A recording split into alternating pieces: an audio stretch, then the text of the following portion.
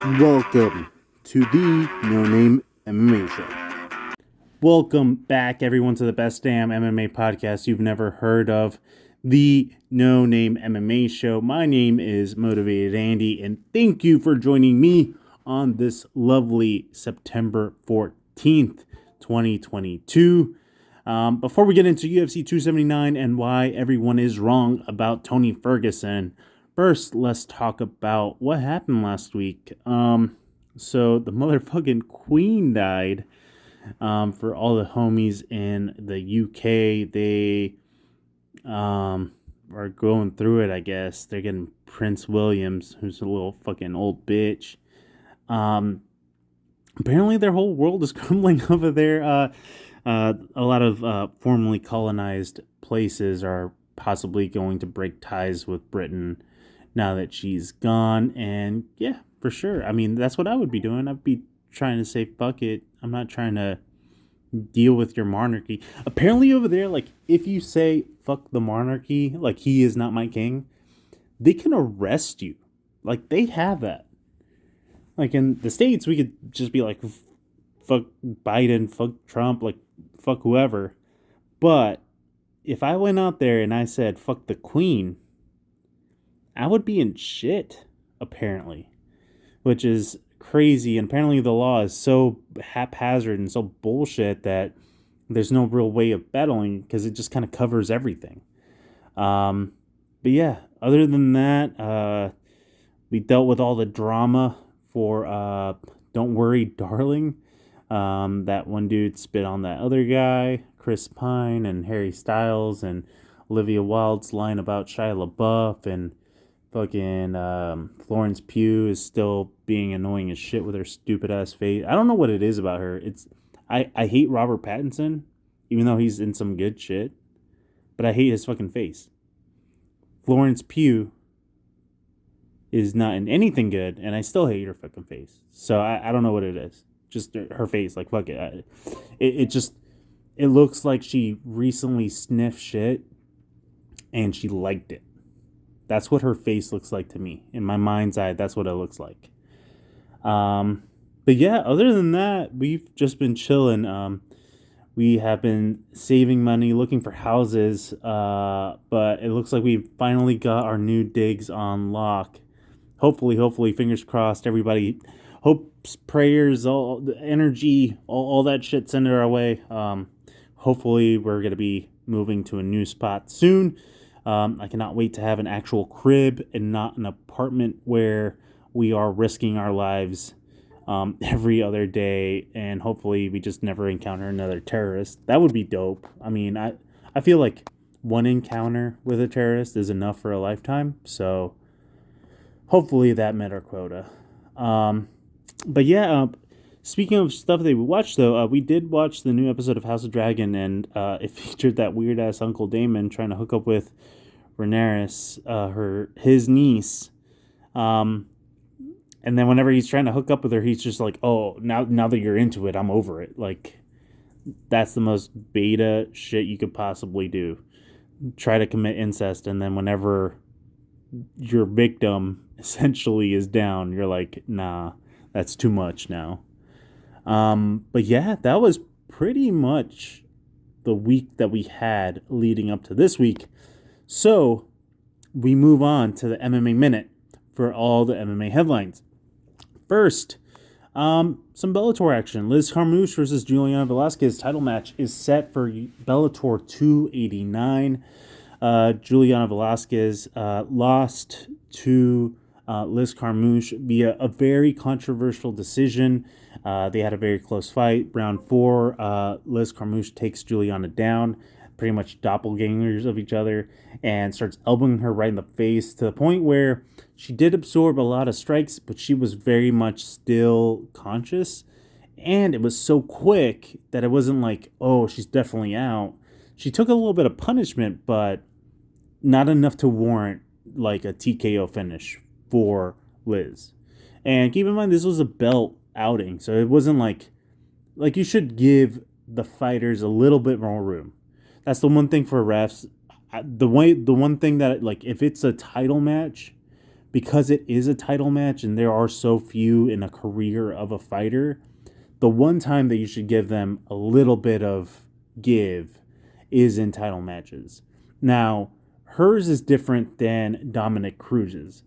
Dominic Cruz absorbed 11 huge shots after being knocked down, which is different. I mean, that's completely different. Should he have gotten a little bit more? Possibly. Was he getting up? Maybe. Cigarettes and alcohol? Who knows? But, I mean, he got his ass handed to him, and those were shots. It doesn't matter now. Cheeto Vera knocked his ass out, so that is what it is. But in terms of this rematch, about the best case scenario for Juliana Velasquez, she can go out there and try to possibly get that belt back from Liz Carmouche. The bout is set. Yeah, I don't know. I don't know when the bout is set. So that was my fuck up. Whatever. Yoel Romero, speaking of Bellator, plans to beat Melvin Manhoef in Bellator 285, and then the motherfucker is gonna go back down to fucking middleweight. Oh my god, Yoel Romero is just gonna be a terror for everybody for the next 50 years. Like, that motherfucker is gonna outlive everybody and just keep on fighting. Do I want him to go down to middleweight? To be honest, he looks so good at light heavyweight. Like, why not stay there? But shit, Yoel Romero can do whatever the fuck he wants because that is a bad motherfucker.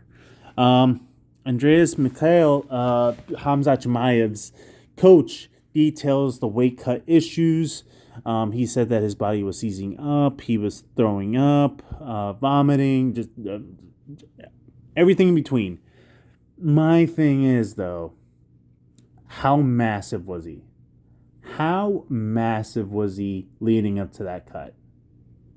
And how much weight did he actually cut? Because DC said beforehand that he had spoken with Khamzat and he was 12 pounds over day of Wednesday. 12 pounds over Thursday, he had that fracas at the press conference or whatever, Wednesday night, right? Thursday he's cutting, Friday is weigh-ins. Friday he weighs in 7.5 pounds over.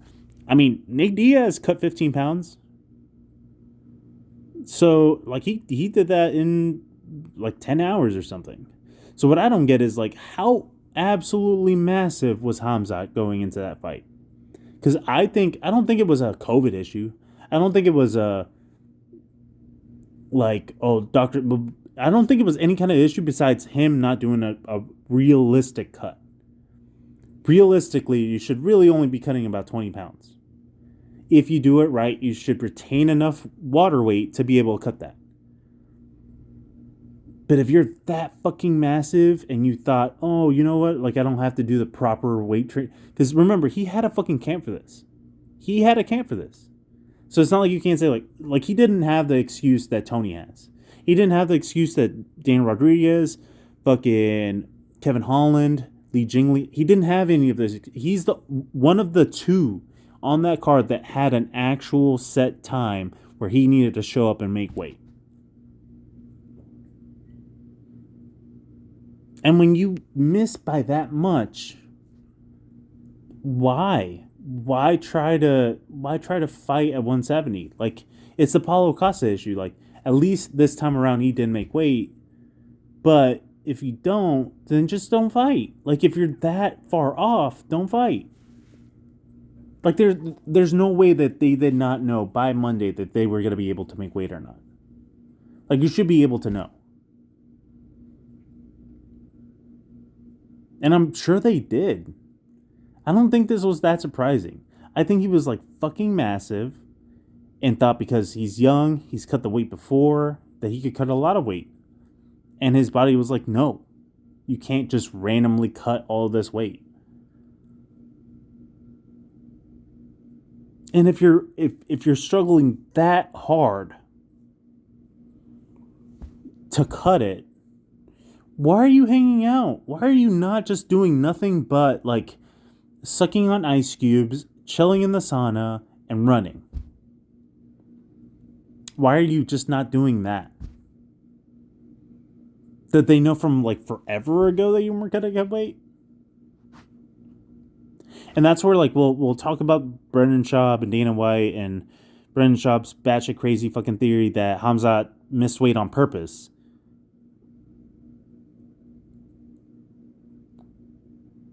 Because the UFC told him so. That's the part that's missing in that whole thing. That the UFC guided Khamzat to miss weight so that the other fights can get made. And Brendan Schaub's like, oh my god, it ended up just being perfect. Well, yeah, because there's always going to be backup fucking fighters. Half of the fighters there were late notice replacements.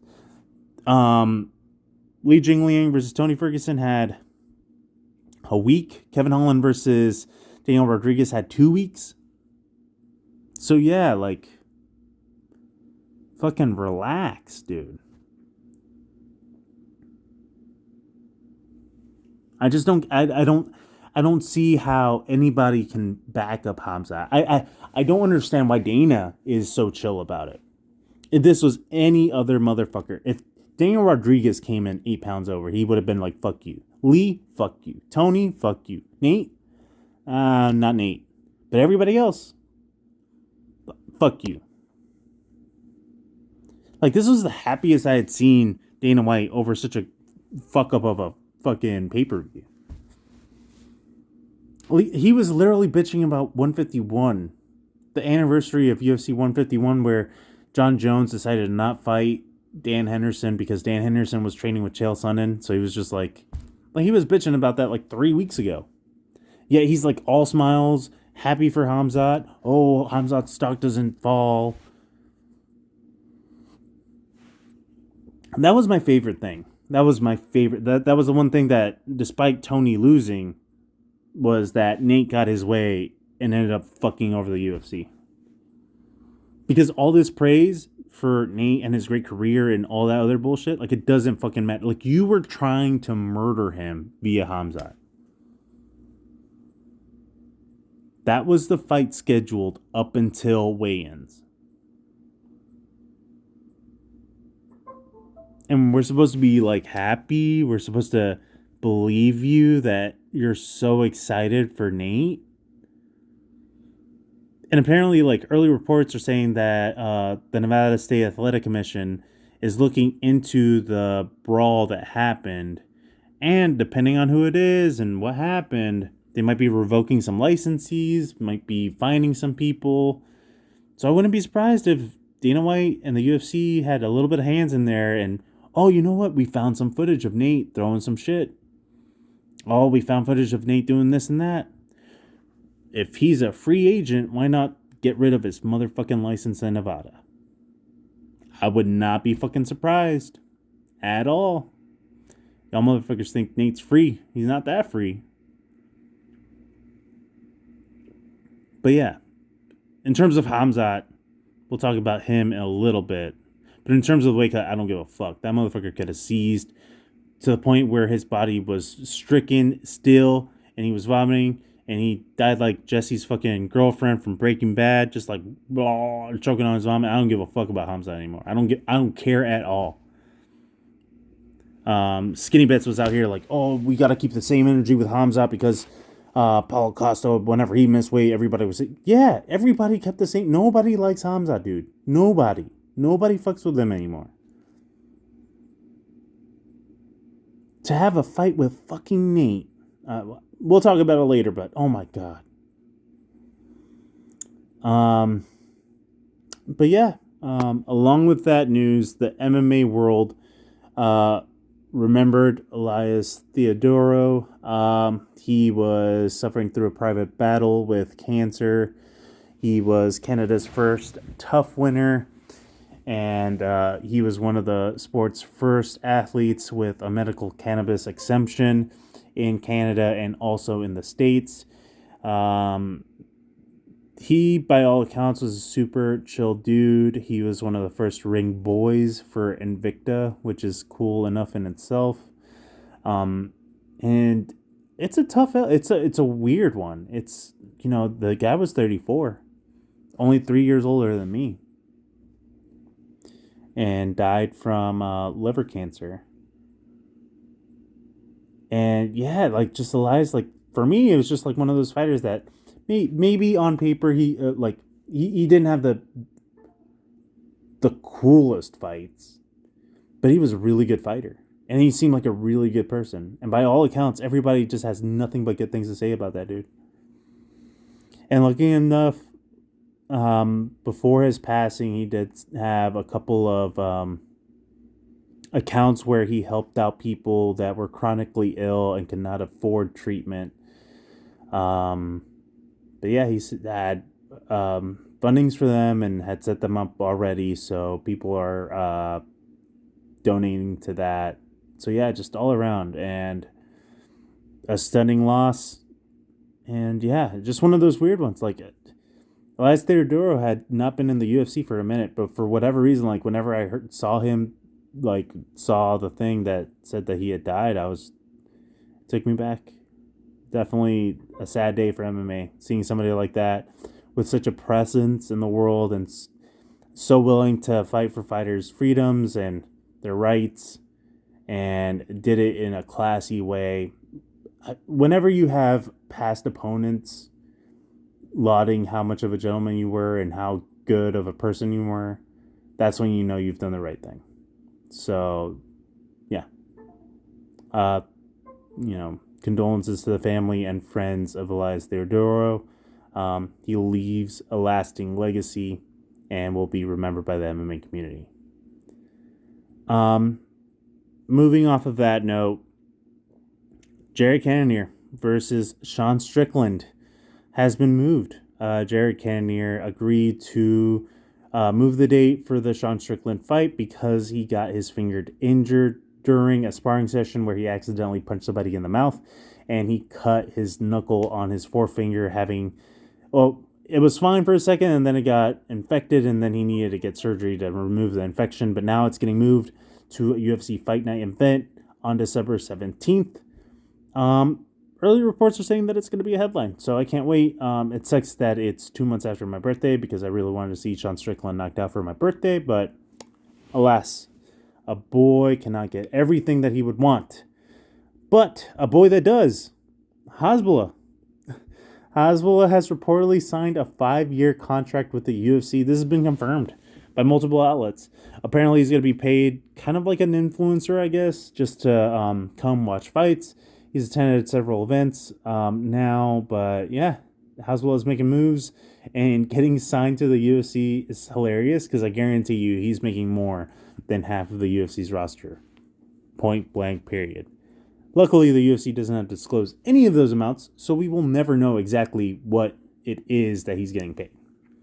But that is it for this week's MMA Minute and the headlines.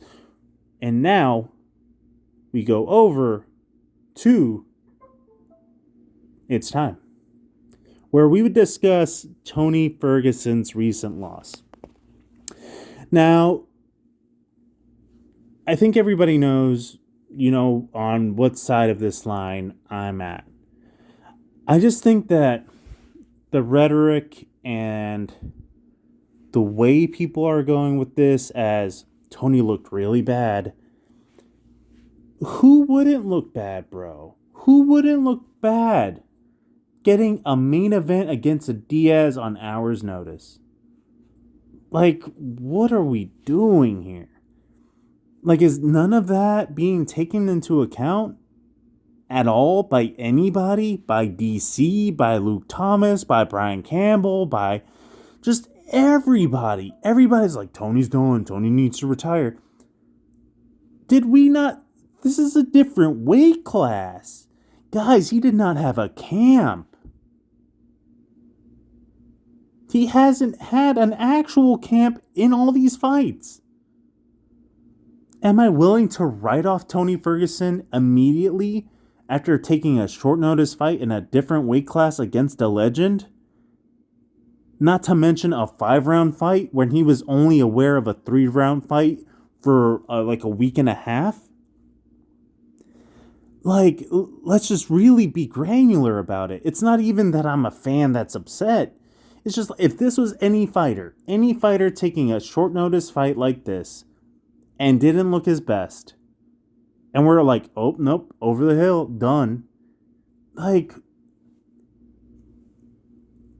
I don't understand the logic when you take that into account. If you were like, yeah, these were 5 straight up fights where nothing crazy happened and he had a full camp and this was the best he could have possibly showed up, then I'm all in. Tony needs to retire. Tony needs to get out of there. If that was the best that he could have produced, yeah, that's not good enough. He's going to end up getting fucked over. Like, he's going to just end up getting hurt somehow. If that's the case. I just don't think that's the case, though. Like, I just don't see how we go from, oh, Tony is taking this last minute replacement fight. We're stoked. Like, I just don't understand the energy of some of you guys that call yourselves Tony fans. Like, this is Tony's gimmick. Like, he just does this shit all the fucking time.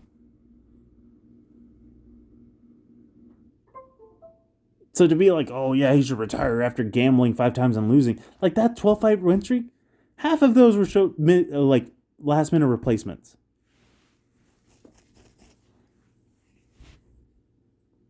But with a proper camp, while training vigorously, while knowing that there's going to be a fight. Not like fucking, again, I cannot reiterate this enough. Hours notice between 3 rounds to 5 against a different opponent in a different weight class. Like, imagine if Max Holloway went out there and didn't do a good job against Khabib because Khabib would have mauled him during that one fight when they were supposed to fight. Like, imagine if that had happened and you go, Max Holloway is on a losing streak and man, he just got handled by Khabib. He needs to retire. Like, I understand in terms of like, hey, he's losing. But if we roll back the tape, just roll it back. Gaethje, different opponent. Granted, Tony did weigh in twice, which was probably the worst decision he's ever made in his life. But again, last minute opponent, shows up, loses. Charles Oliveira, current champ. Beneil Dariush, possible new champ. If they ever give him a fucking shot. Michael Chandler. He was beating Michael Chandler. And I'm not going to say that kick was lucky because it was perfection. But if that kick doesn't land, I don't see Michael Chandler getting out of that fight against Tony with a win. That was 2 fights ago. Like, And then we have the situation where he's going into this week fighting Li Jingliang, or last week fighting Li Jingliang, and then it gets switched. But we write him off? We call him the shell of what he used to be? Bro, let him do a proper 170 fucking weight camp, bro. Like, let him try.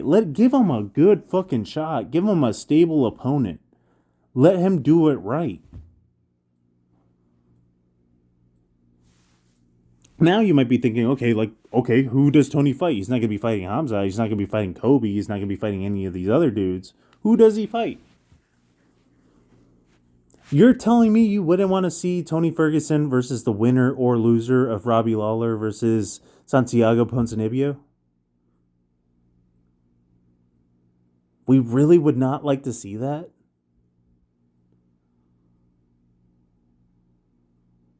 Like, the whole writing off of somebody, yes, on a losing streak, but with lots of fucking asterisks on there.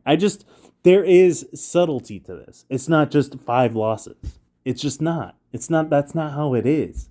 You got to read in between the lines. Yes, Tony lost, but I don't know. The immediate write-off, the immediate, just 180. I just don't get it. I don't get it. And maybe I am being biased because I'm such a fan of him. But objectively speaking, I just don't think it's fair. I don't think the rhetoric is fair or even close to being like, yeah, there's nuances and maybe we take that into account. No, it's just Tony's on a 5-fight losing streak and he looked really bad in his last fight. Like, yeah, if you look at it objectively, if you go, he looked bad against Nate Diaz. There's no other reasons why, right? It's not like he took it last minute. It's not like he had proper preparation. It's not like he didn't have an opponent hours ago.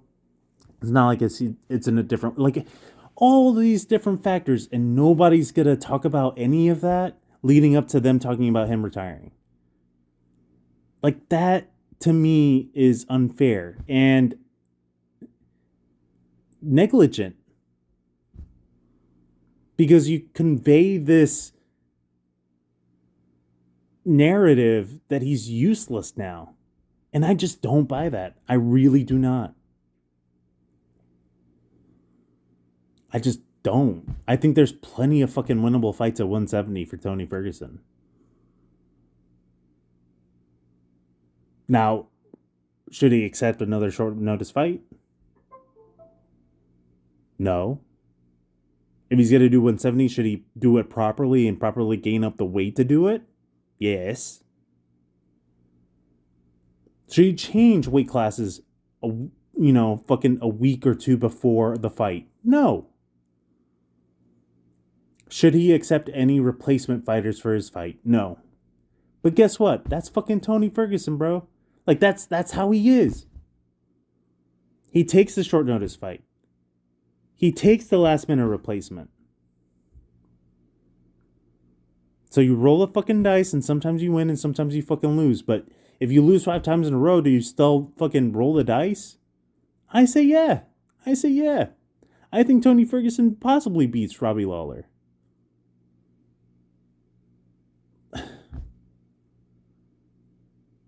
You got all these older dudes at 170 that are still there.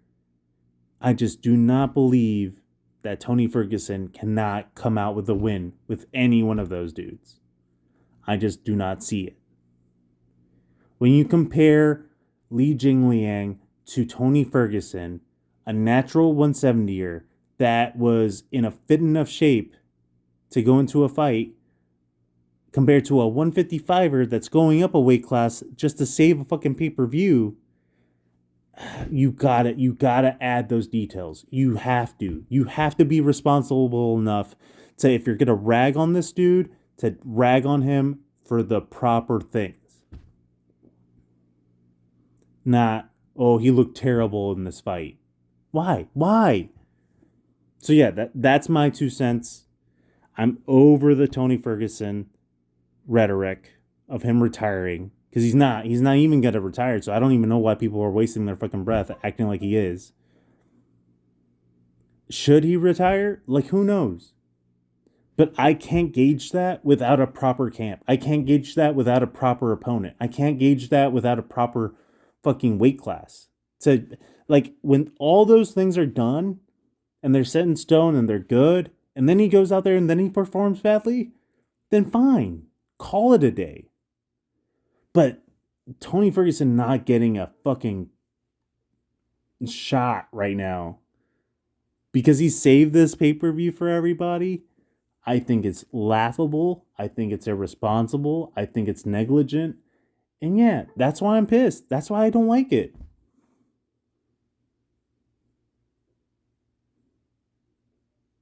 Because if it had been any other Tony Ferguson in a different scenario, we would have been like, that's the motherfucker Tony Ferguson saving the fucking day.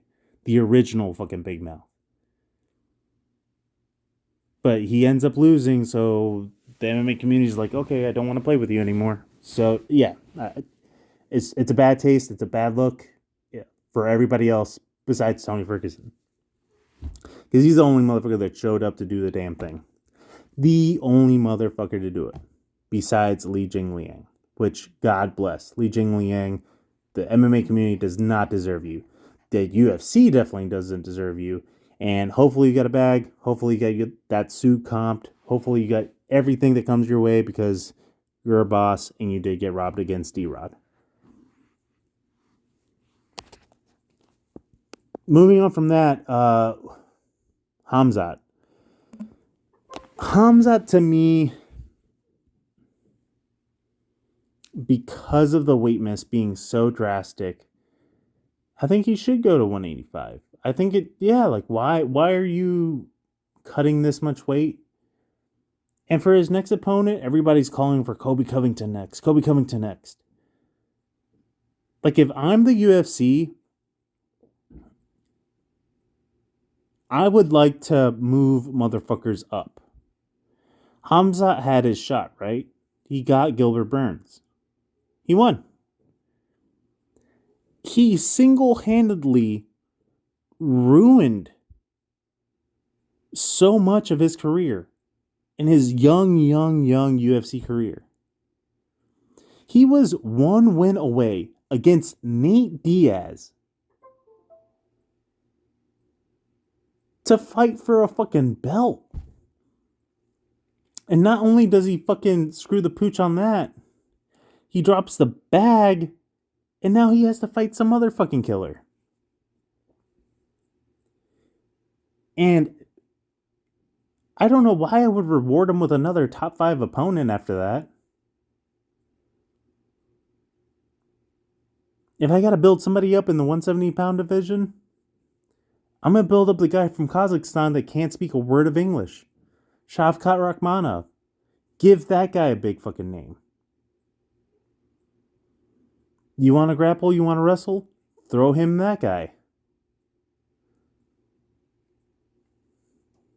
16-0 in the UFC versus 15-0 in the UFC? Something like that.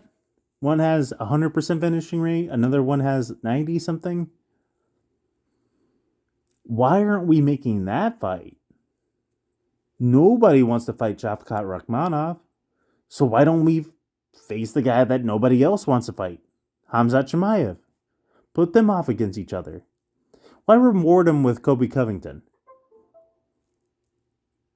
That's what I don't get. I just don't get any of the temperament for Dana White. He's not keeping any of the same energy whatsoever.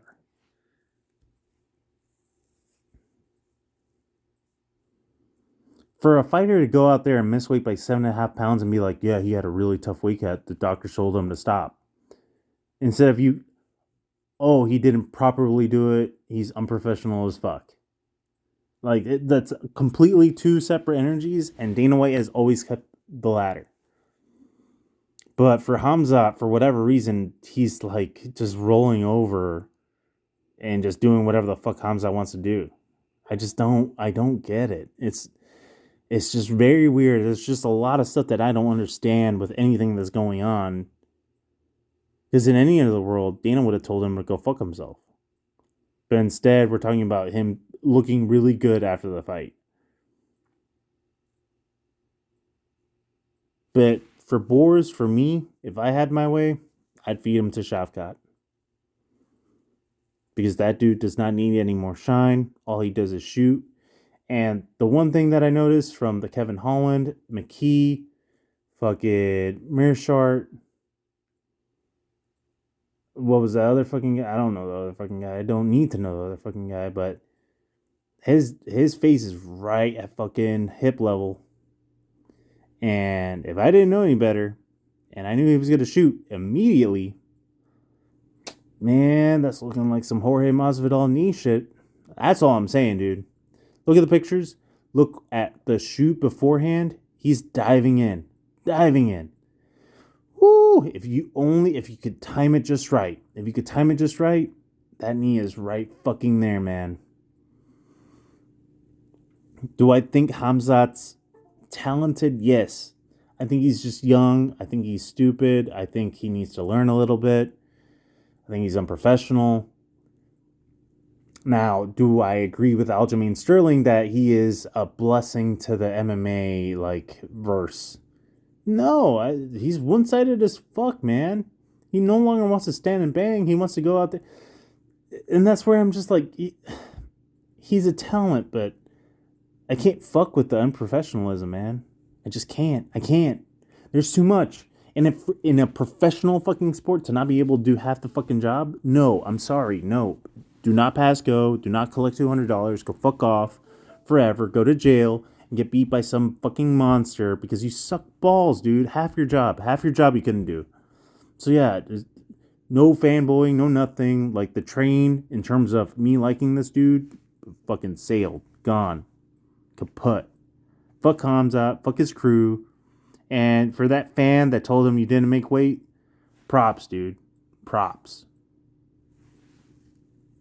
Because, yeah, no, just nobody fucks with that. And Guram, fuck you too. Piece of shit. Your boy didn't make weight because he didn't. So what the fuck are you mad about? Just facts. Moving on to the last subject. Corey Sandhagen, main event against Song Yadong, one of the youngest fighters in the UFC roster. Is he going to correct the 2-fight skid that he's currently on? Ever since he ruined Frankie Edgar, and rightly so. I think the MMA gods are just punishing him a little bit. Like, you didn't have to starch him that bad. Flying knee knockout, dude. You didn't have to do Frankie like that. So then he goes out there, he loses Dillashaw in a very close fight, which a lot of people said he won, Dillashaw won, whatever the fuck. I thought Dillashaw won.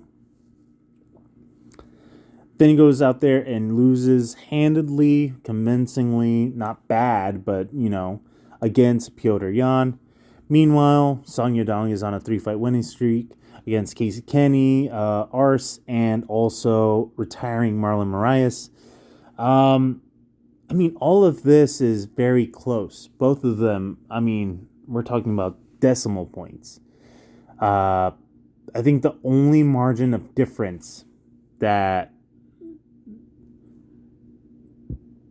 really matters, I think it's the youth. I think that's a really big proponent. Sandhagen has one of the best, if not the highest, strikes landed per minute, where he's outpointing Yadong by 2. The accuracy is pretty much the same. We're looking at 42 for Song Yadong, 44 for Corey Sandhagen, and everything else pretty much the same. Defense, 55% for Sandhagen, 59% for Song Yadong. Even takedown defense, we're talking about 7%, the difference between both of them. So I think it's going to be a very tough, very challenging fight. I do think Corey Sandhagen's got it in the bag, though. I think that the odds reflective of the fight, where Corey is minus 180, give or take, whatever you're looking at, odds makers or whatever, he's cruising around 180 to minus 200. Song Yadong is around plus 150, plus 100, depending on what sportsbook you're looking at. And yeah, it's just very good. Like this, I fuck with this kind of +2, -1 kind of setup. Corey Sandhagen, I think, has a very valid shot at making a possible run to the title again. Song Yadong, I think, is just a little too. I don't know what it is about me, but I just don't respect Team Alpha Male like that. Not that I hate them, I just don't think they're that good. I don't know.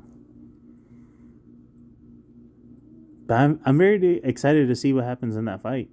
In terms of the rest of the card, we have Chi Njokuani versus fucking RoboCop. That's the co-main event. It was supposed to be Giga Chikadze against Sadiq Youssef, but Giga had to pull out for personal reasons. Nothing was released.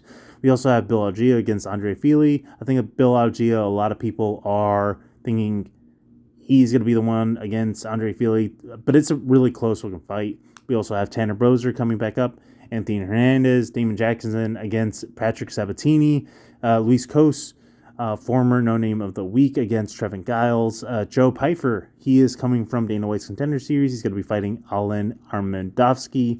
Also, Aspen Ladd going to be making her return against Sarah McMahon. Hopefully she makes weight. But yeah, that's pretty much it for this week's show. If I could say so, I do think it's our best episode yet. We would love to talk shit with you, hear your thoughts, if you agree with me or not. If you're wrong about Tony Ferguson as well, let me know. But as always, you can hit me up on Twitter at NoNameMMA1, on Instagram at no.name.mma.show, or you can shoot us a snail mail at nonamemmashow@gmail.com. Have a great rest of your week. From me, Motivated Andy, invest in your mental health, and as always, fuck you, John Jones. Talk at you guys next week. Later. Call me I know what he calls you. Call me a fatherless bastard, dude.